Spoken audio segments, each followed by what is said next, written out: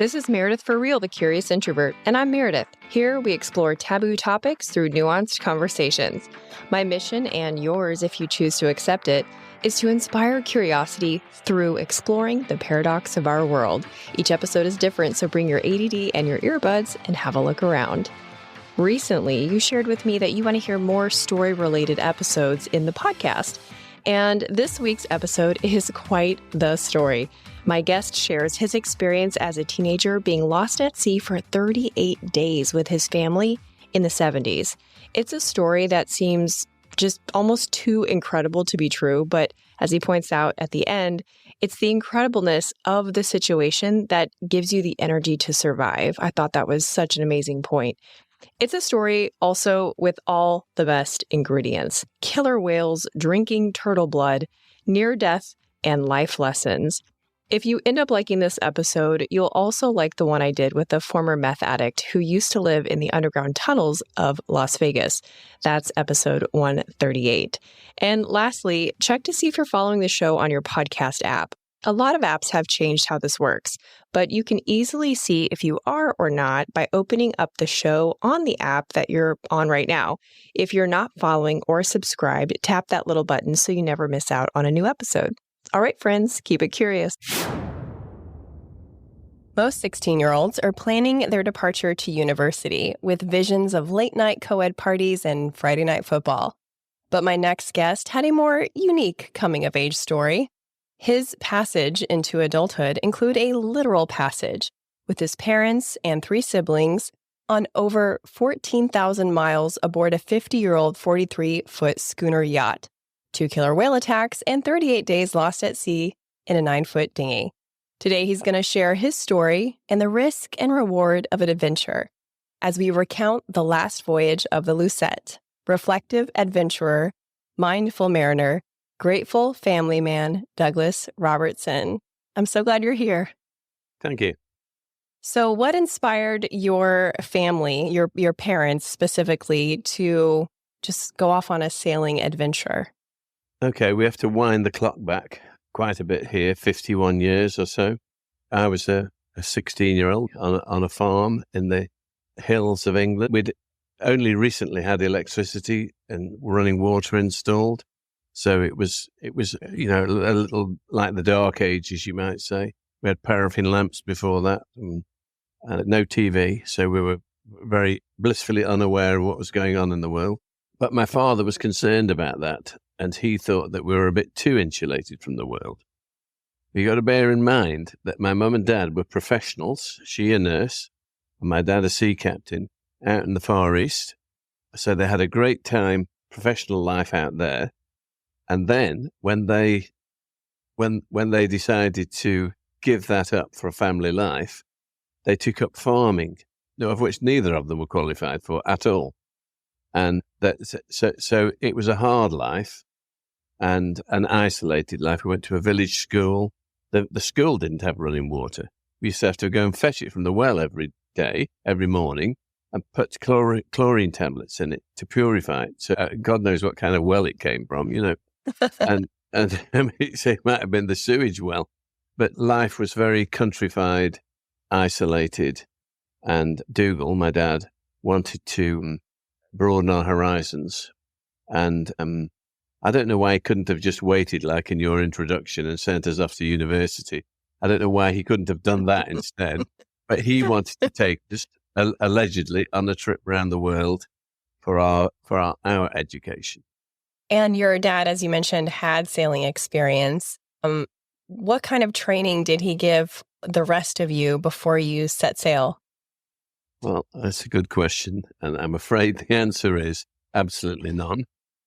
I don't know how on earth he expected us to be able to sail this yacht. I mean, sailing a yacht, it's not as easy as sailing a motorboat. You've got sails and halyards and winches and things to learn. And we were farmers, so we had to start from scratch. And we didn't learn before we set sail. We weren't treated to training courses. Dougal said, "You'll learn on the job." That was his statement.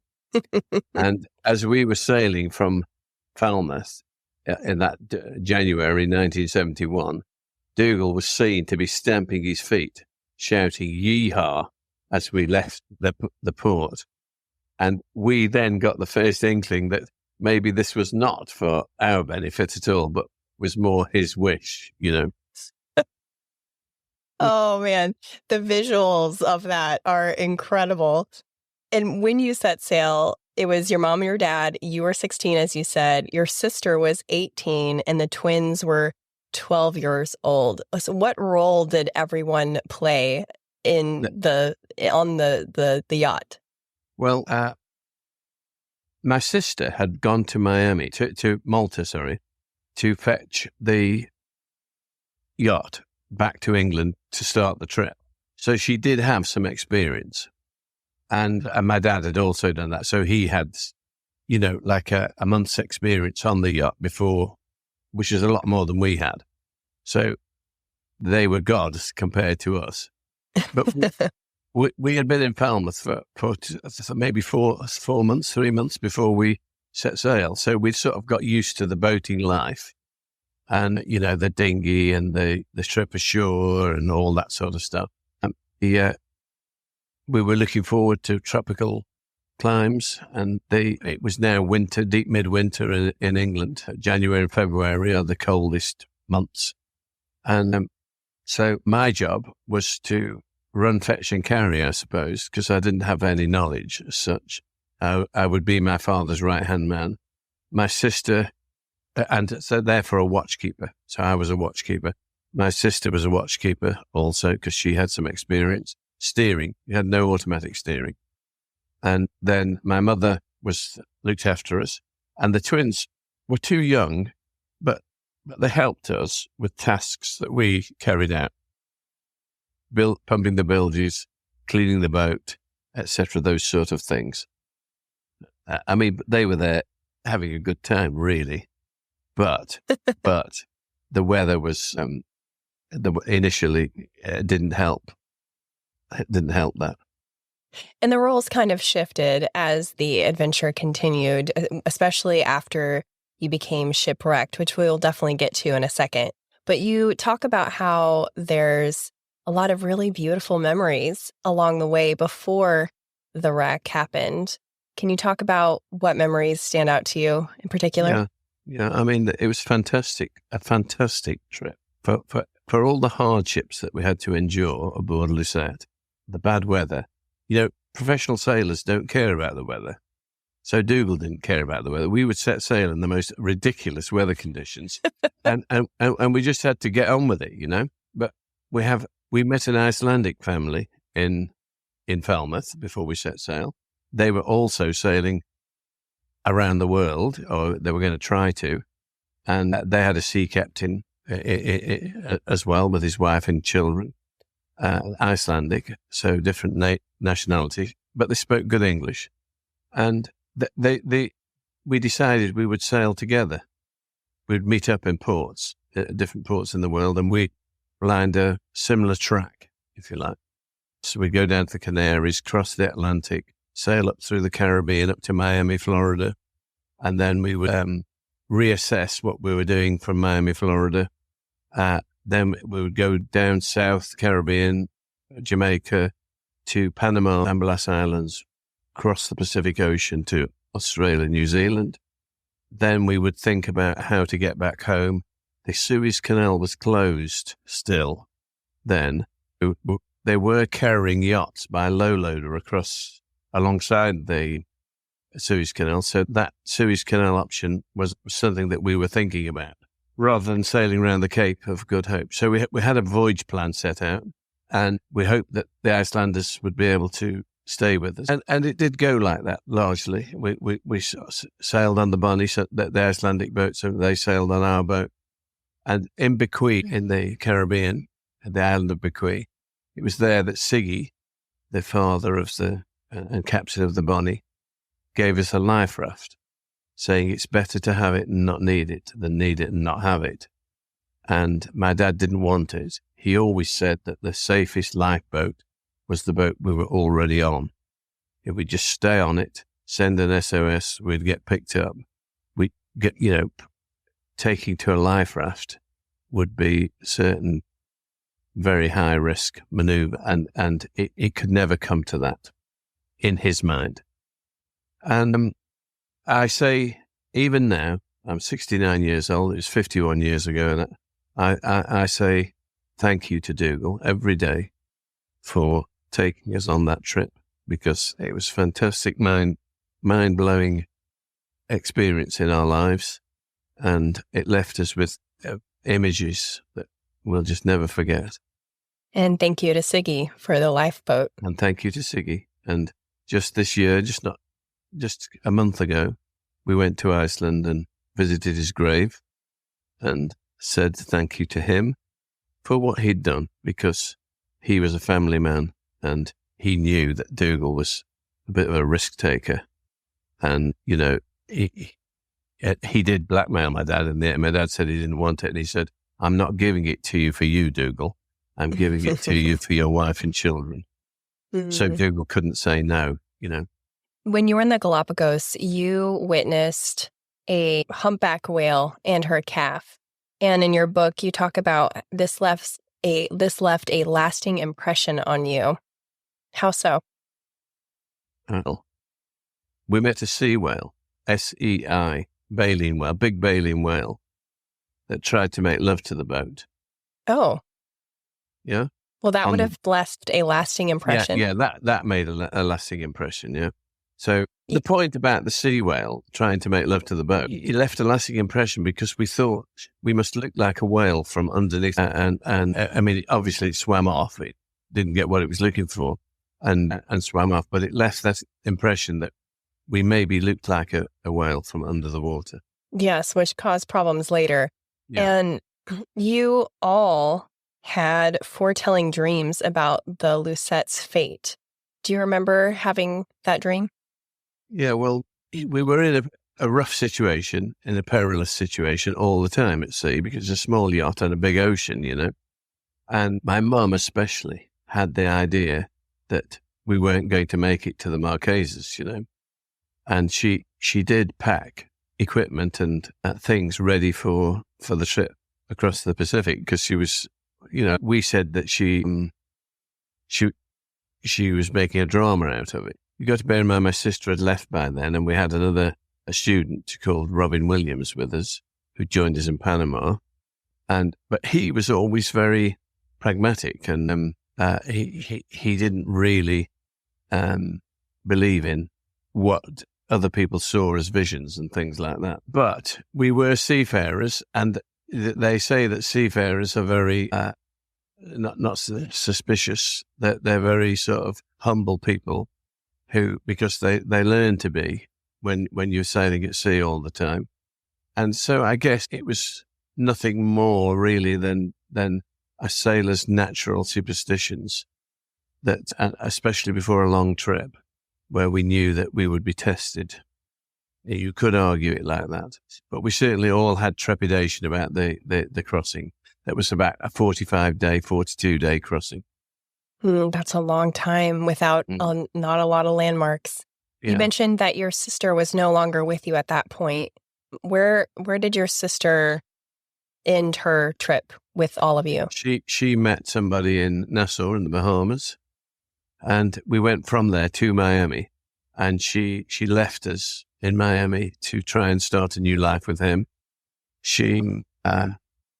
The United States government would not allow them to get married, and they were under 21 and needed parental consent, and so that didn't happen. And the boyfriend Jeff went back to Nassau where he lived, and Anne followed him back to Nassau. So she either left us in America in Miami, or she left us in Nassau. We don't quite know where she left us. Physically, she left us in Bimini when we'd sailed out to Bimini to renew our visas. So at that time, you had gained another traveler, because he was kind of hitchhiking, if you will, with your crew, and in a sense took your sister's spot. Yeah. Tell me about when the killer whales approached the boat. So this was now the 15th of June, 1972, and we'd struck out for the Marquesas. As I said, it was a long voyage, and we were 200 miles west of Cape Espinosa in the Galapagos Islands. And I had just woken up. I'd been on the night watch, the 12 to 4 watch during the night. And my brother Sandy was at the wheel. And I saw a shape over on the starboard bow at quite a distance, maybe a quarter of a mile away, something like that.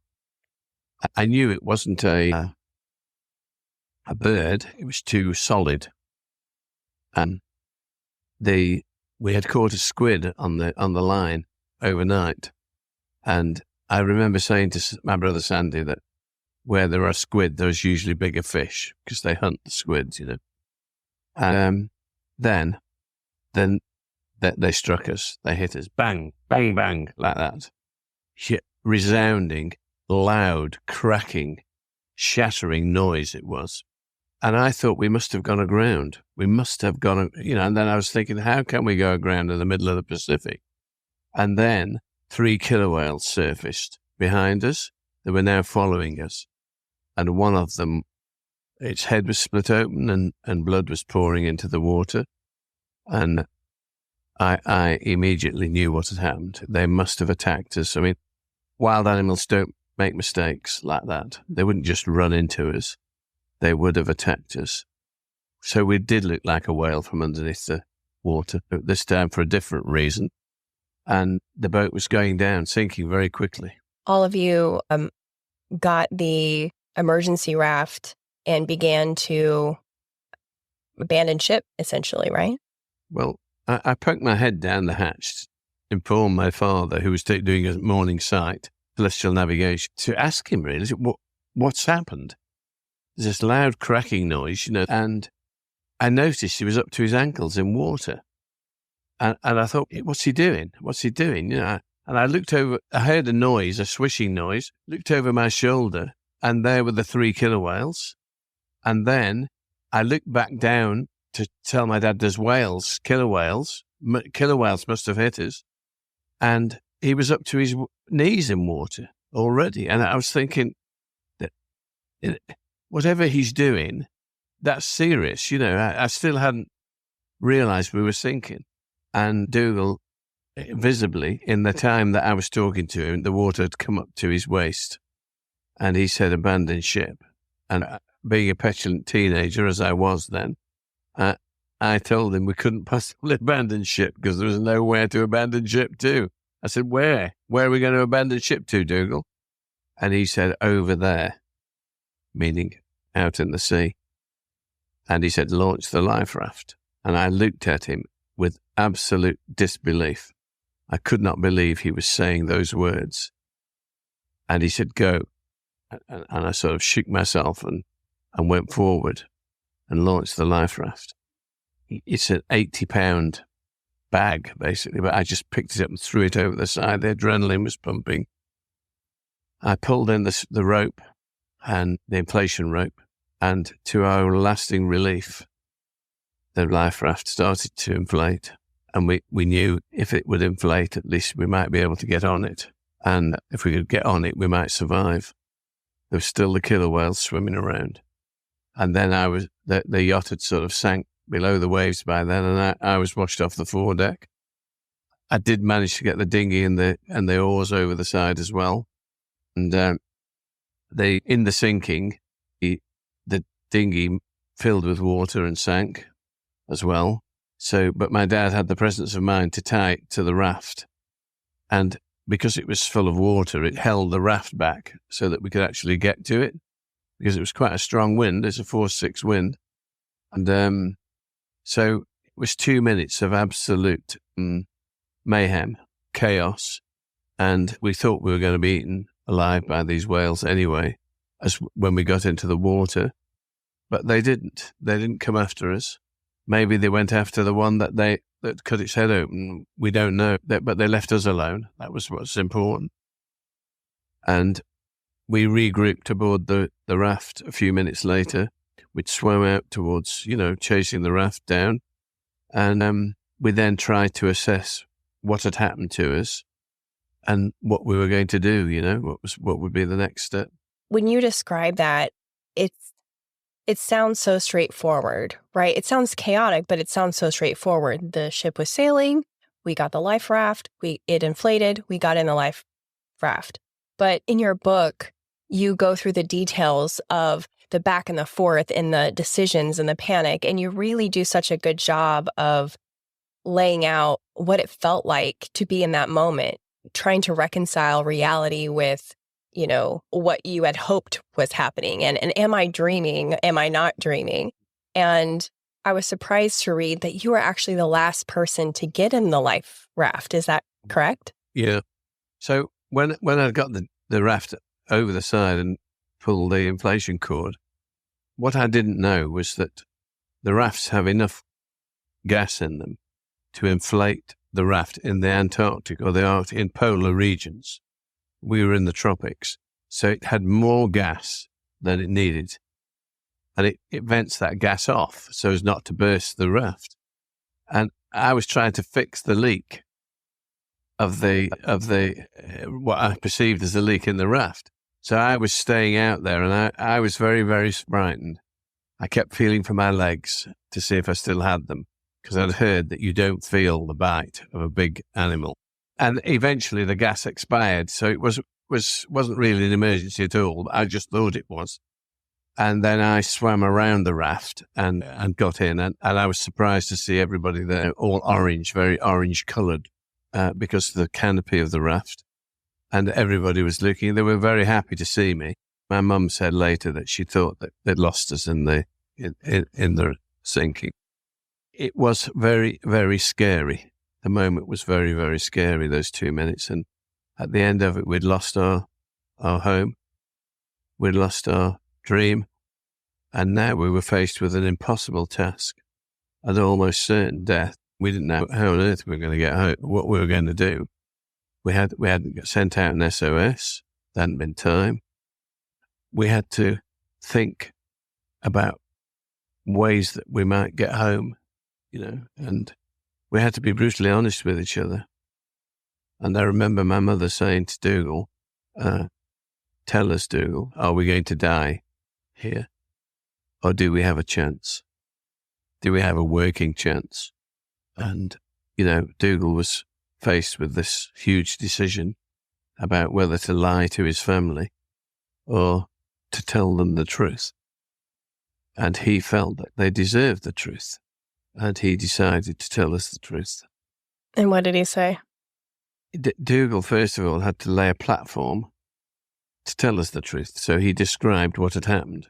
He said, well, we were 200 miles west of Cape Espinosa in the Galapagos. We've been hit by killer whales. We've got very little food and water. He said, we're 200 miles away from the Galapagos. He said, that's not a long way. But it was downwind and down current, I pointed out. It would be very difficult to get back to Galapagos. And we were at 2,000 miles away from the Marquesas, which were downwind and down current. And the chances of hitting the Marquesas were negligible. So we probably had another 1,200 miles to go past there before we fetched up on the Indonesian, the East Pacific coasts, if you like, the eastern countries of the Pacific. But it seemed to us that those were the only two options that were available. But as Dougal was laying that out, it occurred to him that maybe we did have a chance. He started the conversation with certain death. And by the time he'd sort of described where we were and what had happened to us, ideas were coming to him about how we might survive. And as Einstein said, you have to understand the problem to find the answer. And the problem would be lack of water, lack of mobility, lack of food, in that order. And so instead of delivering a very bad message to us, he found he was able to deliver a message of hope, and that we can survive. We can survive, but we have to learn how to do that. And I said to him, I looked at the frigate birds flying up above us, and I said, they've got millions of years of development on their side. And as if to mock me, a flying fish jumped out of the sea, and this frigate bird swooped down and plucked it out of the air and flew off with it, I thought, that is taking the piss. And Dougal looked back and he said, well, Douglas, he said, we have tools and we have brains. And with brains and tools, we can bridge the gap. Those millions of years, we can bridge them. And we can catch our food. We can strike out a course for land. And we can survive. Hey, Curiositors, just a quick pause to show gratitude to our sponsors and give you some special deals. If you're new here, you may be surprised to know that the beautiful backdrop of my show is not a virtual screen. It's a real place that you can really rent inside of the Pensacola Museum of History. The exhibit space is called Trader John's. It's an old bar in Pensacola whose owner was just as eclectic as this town. And it's perfect for birthdays, work events, award ceremonies, retirement parties, family reunions. So don't pick another boring venue space for your next event. Give the Pensacola Historic Trust your business and make your event super memorable. Learn more at historicpensacola.org. The weather is cooling down here in the southern U.S., and that means it's fire ant season.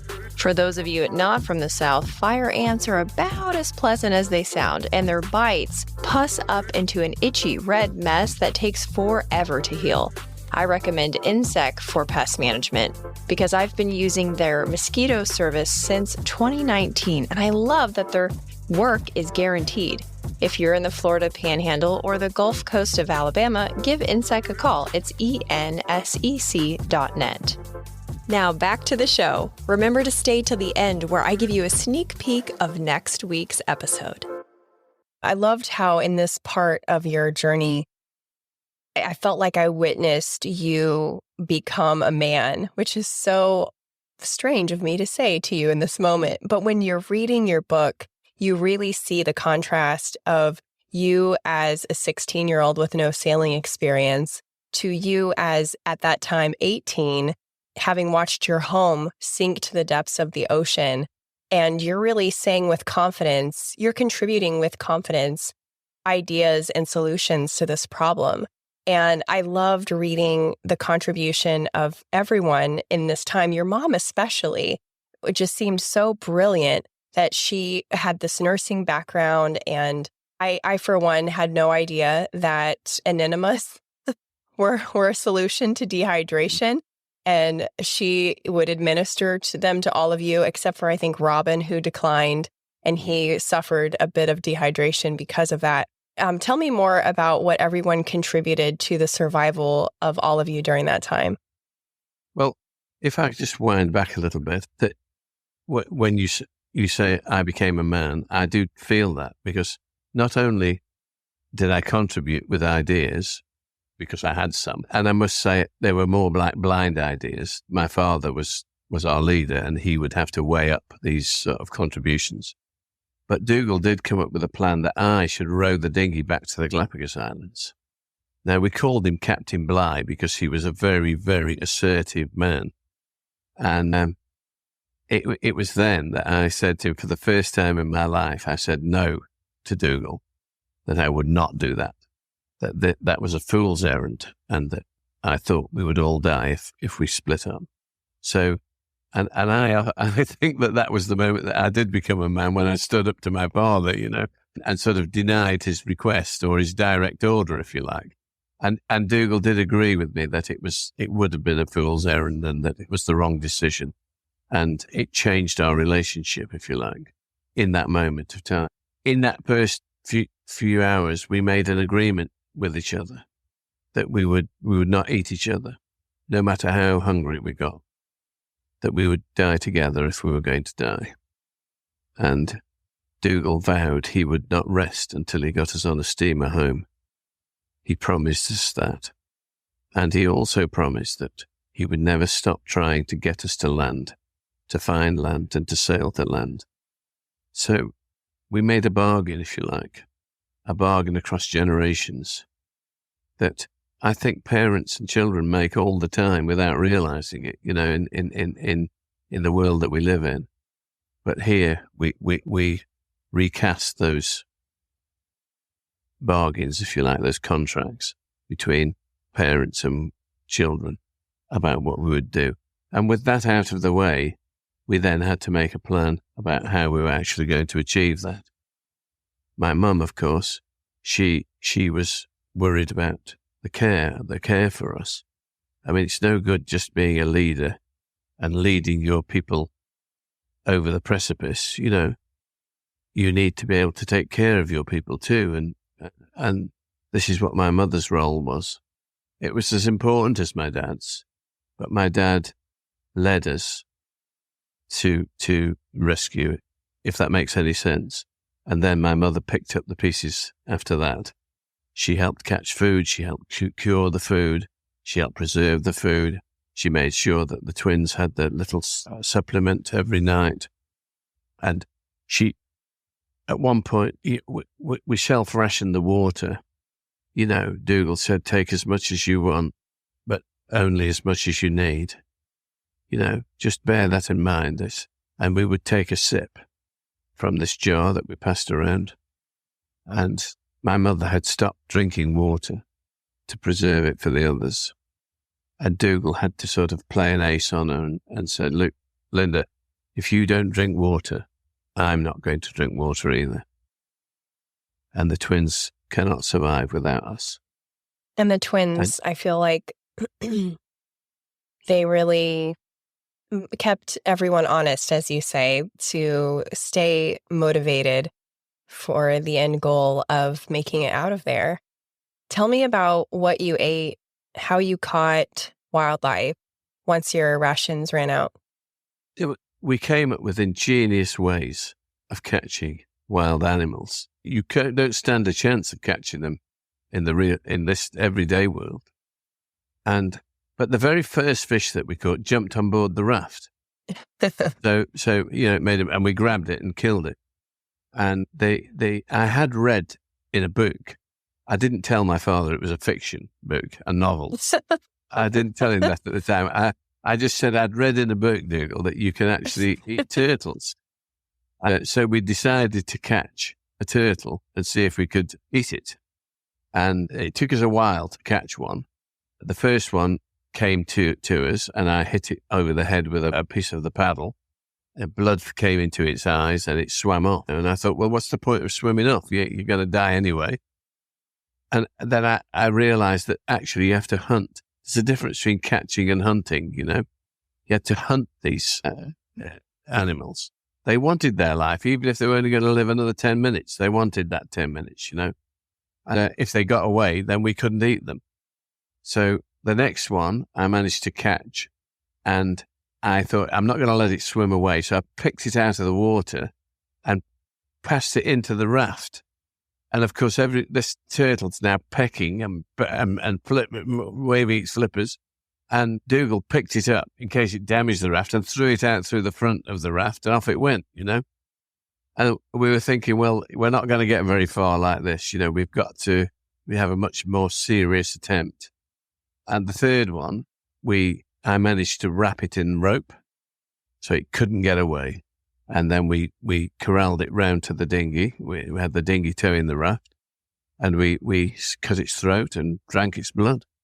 So just like it said in the book, you could drink the blood of the turtle. But as I say, I never ever told my dad it was a fiction book. Oh, I love that. The behind the scenes. Yeah, yeah. Now, come day 38, you were finally rescued. Tell me how that came about and what that felt like. Well, it was on the late afternoon, 4 o'clock-ish of the 38th day. And we had made a lot of progress. We'd sailed 750 miles in that dinghy. And we were headed towards America. We'd found out ways of determining our position. We had a good idea where we were. I was going to start rowing that very night, rowing full-time during the night to get... We knew we were about 10 days off the American coast. In actual fact, we were only 6 days off the American coast. We were a lot closer than we thought, but with the right way, you know. And suddenly a shape appeared on the horizon. And Dougal looked at it, and you can bear in mind the horizon's only about 3 miles away when you're on a little raft like that. And he looked across and he said, "There's a ship over there." And I said, "Dougal, you just said there's a ship over there." Bearing in mind the ship had sailed right past us on the 6th day. He said, "Yes, a ship. Bloody hell, there's a ship, This is it. It's rescue that we want as well as survival." We had so got it into our mind that we weren't going to be rescued and that we were going to have to sail all the way to the American coast, that we'd forgotten that we might get picked up on the way. We cleared the decks and we were full of trepidation in case this boat sailed past us. We didn't want to be left behind a second time. And Dougal fired 2 hand flares. And the last flare was burning his hand so much, and he threw it away into the seaway. And that was the bit the Japanese saw. It was a Japanese fishing boat. And it saw just that flare, that flash of the flare going into the sea. And they altered course, thinking, well, they could see a little shape, that they couldn't see any people in it. And they thought, well, we'll go over and have a look at that. "Are you sure you saw a flare?" "Yeah, a flare." "Oh, yes, I saw a flare." And they altered course. And we saw them alter course, but not towards us. And we thought, they haven't seen us. It's like you can't believe it. You can't believe you're about to be rescued. You just don't let yourself believe that. Anyway, she then altered course another 20 degrees, and we thought, well, she must have seen us. They're coming over to pick us up. And suddenly they were upon us, looking at us, incredulously. They couldn't believe their own eye. I mean, we couldn't believe seeing them, and they certainly couldn't believe they were seeing us. And they actually asked us if we wanted to come on board, And they threw this rope across, this dirty, oily rope. And I grabbed hold of it and held it in my hand. And I thought, this rope belongs to a world that we are no longer part of, but we are now going to rejoin it. And I pulled the rope in, and it was such an overwhelming feeling. I mean, somebody's given you your life back. Yeah. You can't thank them enough. We said, thank you. And they go, shut up. You have to keep saying thank you. We feel grateful. It's all right. And they gave us a cup of coffee. And I remember the last time we tried to have a cup of coffee was when the whales hit us. There was a percolator on the stove. The aroma of coffee was going through the yacht.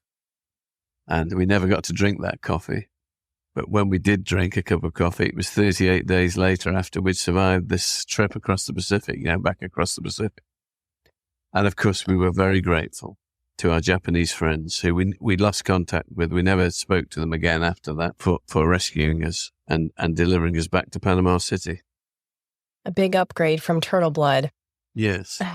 Well, you talked about rejoining society. I wanted to ask you about that. What was that like for you as an 18-year-old young man re-entering society and seeing your peers bothered and perhaps complaining about things that were pretty trivial compared to what you had just experienced? Yeah, well, it changes you forever. You can't be bothered with the trivial. You tend to look at bigger pictures.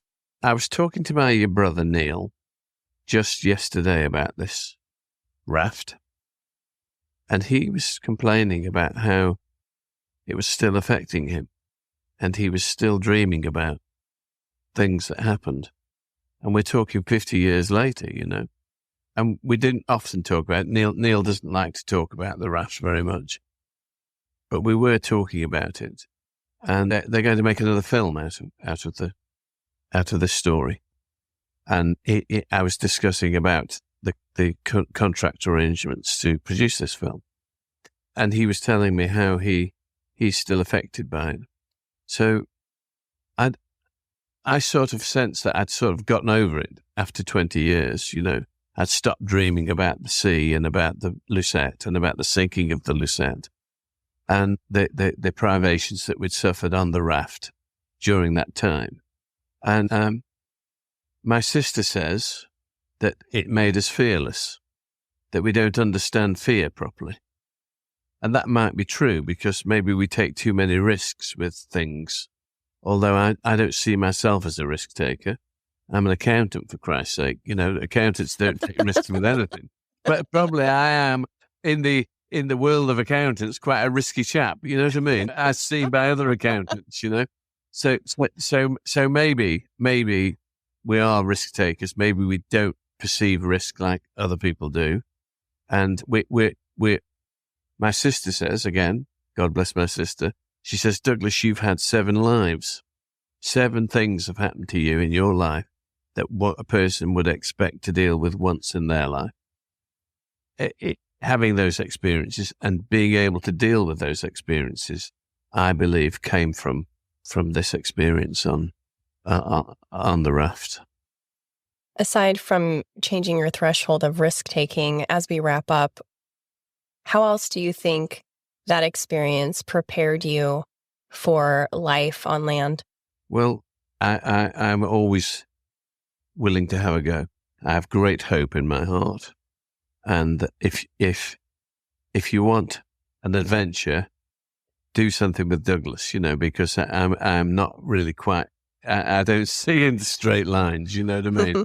And so in that way, but that could have been the trip on the Lucette that made me like that, you know what I mean? We're never quite sure. But certainly they never give up. Never give up, because you never know how this is going to turn out. That is the message that I pass forward. When you are faced with a dilemma, do not give up. Always look for a solution. There is one there somewhere. Find that solution and believe in that solution, and you will have success. That's my message from my experience on the raft. That's an incredible message, and the book is incredible. I enjoyed it so thoroughly. It's so easy. I recommend everyone get it, by the way. But thank you. Keep in mind, I want to tell the dear listener that you're reading a real person's story, because it's so well written and so unbelievable. So many twists and turns, and you think like, oh, this is when they're going to get rescued, and then something else happens, and then we didn't even talk about how your life raft gave out on you, and you had to abort that and get onto a 9-foot dinghy with all 6 of you. We didn't even, there's so much here, but just remember that it's a real person's story. So as we close, tell people where they can find you and buy your book. And if you can share anything about the film, share that too. Well, it's on Amazon, obviously, the book. You can order the book from there. There are second-hand copies as well available for very little money. Some of them even signed, so you can get a signed copy from there. There are 2 books. There's a book by my father called Survive the Savage Sea, and then my book called Last Voyage of the Lucette. My book is about the trip on the Lucette, as well as the sinking of the boat and the voyage on the Enemas, the life raft. Dougal's book is more a chronology of events, so it's a little bit harder to read, but it is sort of the source, if you like, the source of the information. And I use my dad's book to help me write Last Voyage of the Lucette, for instance, But people say that reading Last Voyage of the Lucette is a lot more entertaining than reading Survive the Savage Sea, and I hope it is the case. There's already been a film made of Survive the Savage Sea, and called Survive the Savage Sea. That's my father's book. And there's been a National Geographic film made of my book called Last Voyage of the Lucette. But we're just about to enter into a contract to make another film on the Last Voyage of the Lucette. Given modern technology and things like that, it should be a lot more entertaining than previous versions. And hopefully the family will be British too, because I started to watch the 1992 film and I was like, they didn't go to Australia. It's not how that happened. Like I couldn't watch it because I just read your book. So I was annoyed the whole time and shut it off. Well, I've got to say, this book, as you just said there, is a real story from a real survivor of a real shipwreck. And nobody knows a story like that or how to tell a story like that other than somebody who's been through it. And I've heard lots of TV survival experts and people like that. They've all got solutions about how you would survive. None of them that would really work because they haven't actually had to survive, go through a situation where your life is at risk. all of the time. It affects your thinking, it affects your ability to make decisions. And you do not have the hope or the stamina that you would have, the stamina to find a decision, the energy to find a decision, if your life isn't truly in danger. You have a total new energy that comes to play.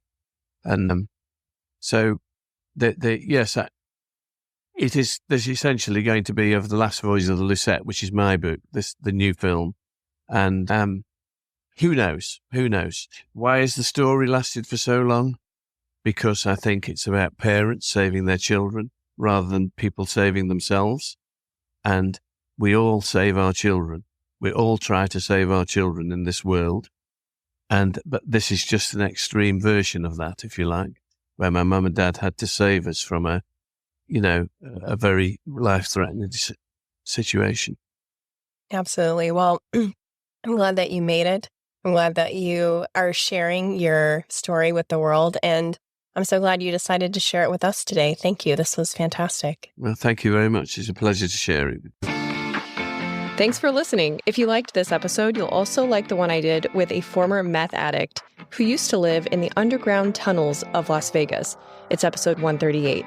And they say word of mouth is still the best way for a podcast to grow. So, since you made it this far, now's a great time to take a screenshot and share about it on social media. Be sure to tag me. I'm at Meredith for Real. Stay tuned next week when I talk with a woman who turned a public Starbucks meltdown into what she calls a careergasm.